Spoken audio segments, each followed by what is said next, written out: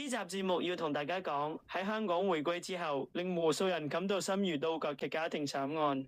一筆只係用10幾蚊換嚟嘅橫財，本來可以成為邁向安穩生活嘅契機，最後卻演變成一場全家覆滅嘅悲劇。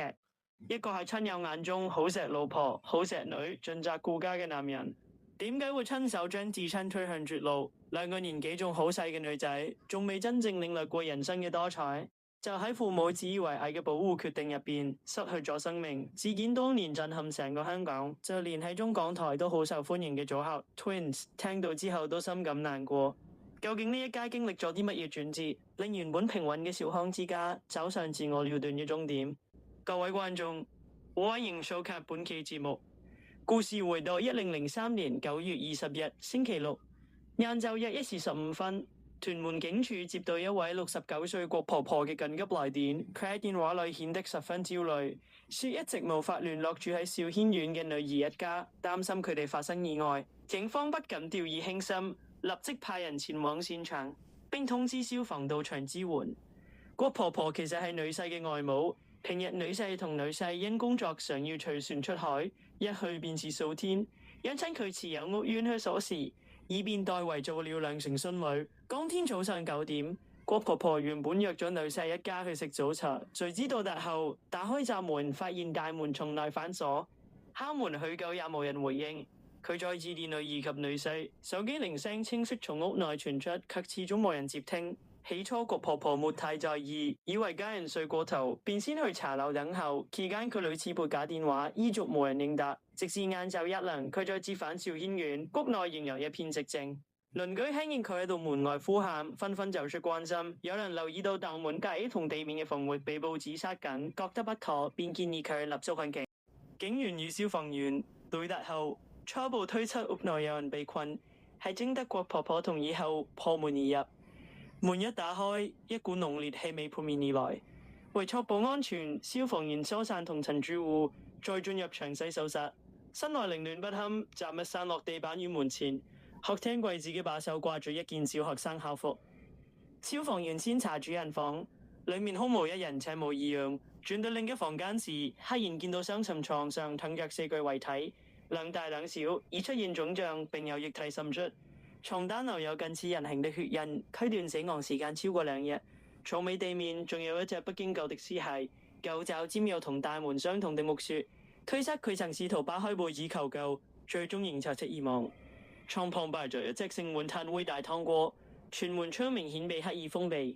警方隨即召來重案組與法醫，並經郭婆婆辨認，確認4名死者分別是42歲的女婿陳遠權、40歲的女兒鄧婉玲，以及9歲的大孫女陳詠儀和8歲的細孫女陳詠賢。呢個看似幸福滿滿的家庭，何以落到如此境地？緣由要從5年前的一次偶然中將說起。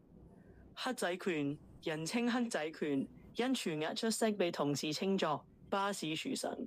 佢原本係一位勤奮踏實嘅城巴車長，1991年入職，負責112號海線由蘇屋村開往北角，連同津貼同加班費，月薪差近2萬蚊。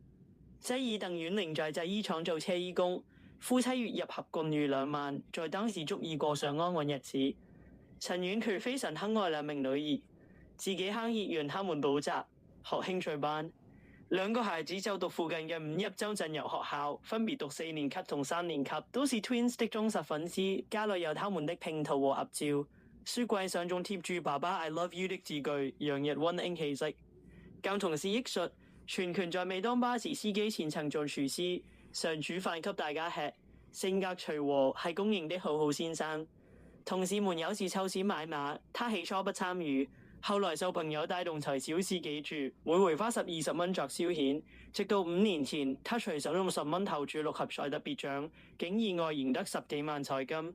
這筆橫財刺激扭轉了他們的價值觀，夫妻倆開始信奉人無橫財不富，覺得辛勞工作不如博彩致富，逐漸沉迷其中。由買馬發展到去澳門上賭船好高，高峰期1個月跑3趟。最愛玩百家樂，他們自創一套激勝加倍法，以為本金夠多仲能穩贏。有同事曾勸他賭場從無必贏之理，但陳婉權已被貪念與刺激沖昏，充耳不聞。初期靠加倍法略有斬獲，更堅定了靠賭翻身的想法。為籌措更大賭本，他們嘅顧家人反對，把義工們的居屋交還其銀行，套現近40萬，打算在賭場放手一搏。然而賭場本質只令莊家贏錢，所謂必勝法不過有人傾家蕩產。一次在賭船上，百家樂連喺白莊，他們已輸掉20多萬，認定下一鋪揭開閒，想孤注一擲回本，但手上現金已不多。相熟的疊碼仔見狀，主動借出10萬籌碼。陳婉嫻明知第二窿極高，但因當晚揭最後一鋪，他不惜一切將所有籌碼壓落鹹。結果第9鋪真的開鹹，讓他們絕處逢生。這事竟靈活令他們醒覺，反而更加迷信運氣和所謂必勝法，開始頻頻向第二窿借債。直到後來一局連開10莊，兩夫妻徹底輸清光所有積蓄，還背上巨額債務。利滾利之下，甚至試過一個禮拜輸50萬。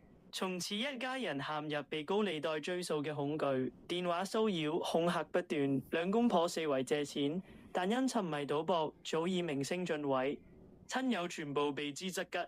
1年前，陳婉嫻曾向家姐借20萬應急，冇講係賭債，家姐經濟不寬裕，幫唔到，再向銀行申請業主貸款，套現一筆錢，但很快就用嚟還債同埋繼續賭，根本解決唔到問題。2003年5月29號，陳婉嫻因被追債心神恍惚，駕駛巴士時發生交通意外，要上庭應訊。佢知道自己全責，一旦定罪，好大機會被解僱。為保住退休金，佢選擇主動辭職。2003年7月13號離職，拎到10幾萬退休金，但呢一筆錢對百萬債務嚟講，只係杯水車薪，好快又用光。案發前1個月，走投無路嘅陳婉嫻再向家姐借數萬，依舊被拒。外母郭婆婆心痛女兒女婿，勸佢哋申請破產或者申領綜援，重新生活。但陳婉嫻極好面子，接受唔到由安穩巴士司機變成要靠救濟過日，堅決拒絕。借錢無門，債務壓頂之下，兩公婆開始諗極端出路。2003年暑假，陳婉嫻辭職之後，突然帶住2個女去郵輪旅遊。兩姊妹好奇爸爸冇工做仲咁闊綽，但亦冇多問，只係開心享受家庭樂。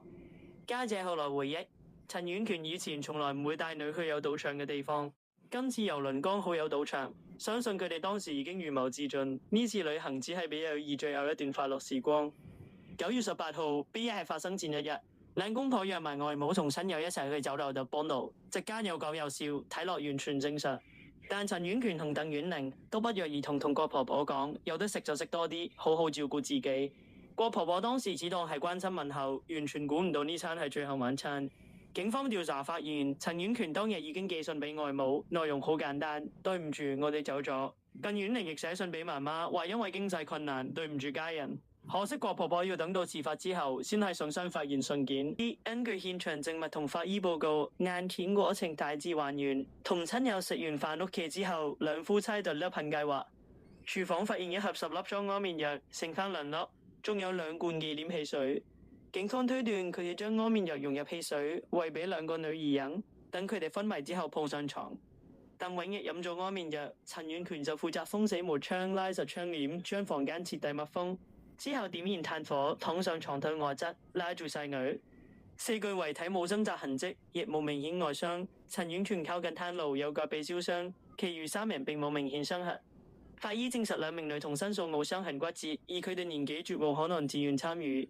呢檔案最令人心酸嘅係2個無辜細路女，因為父母嘅錯誤而賠上一生。佢哋係 Twins 小粉絲，當時正在內地演出 Big Queens， 得知消息後十分心痛，形容事件非常悲慘，並呼籲天下父母無論遇到咩困難都有解決辦法，唔好傷害仔女。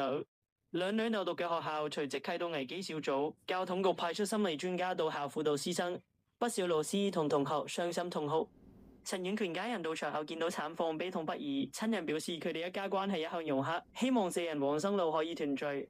家人帶走2女生前最中意嘅公仔、遊戲機作為陪葬。由於兩夫妻欠下巨債，家中冇積蓄，喪禮費用成問題。家姐向社署求助，獲4萬現金金。華人慈善基金、仁愛堂、寶福紀念館等紛紛伸出援手。寶福紀念館更免費處理殯儀事宜。2003年9月28號，一家4口於沙田寶福堂設靈。翌日遺體送往火葬場火化，骨灰安葬於元樂學院，院方更豁免費用並捐出靈魂，亦完成為家人合葬心願。眼見轟動社區，令鄰居受驚到搬去親友家住。兆軒苑法團籌款做法事超度，希望安定街坊情緒。事件亦引起社會對賭博問題嘅關注。當時官員呼籲市民遇到困難要尋求協助，唔好將仔女捲入悲劇。政府亦加強宣傳沉迷賭博嘅禍害。食擺表示員工遇到困擾可轉介輔導機構求助。呢單滅門悲劇由一場貪念開始，另一對踏實夫妻迷失方向，由小賭變成豪賭，最後債台高築，走上絕路。佢哋或者以為帶埋女兒走係唔想佢哋成為孤兒受苦，但呢種做法極端又自私。生命只有一切，無論幾艱難都總有出路，唔應該用毀滅逃避問題。今集就講到呢度，多謝收睇，我哋下集再見。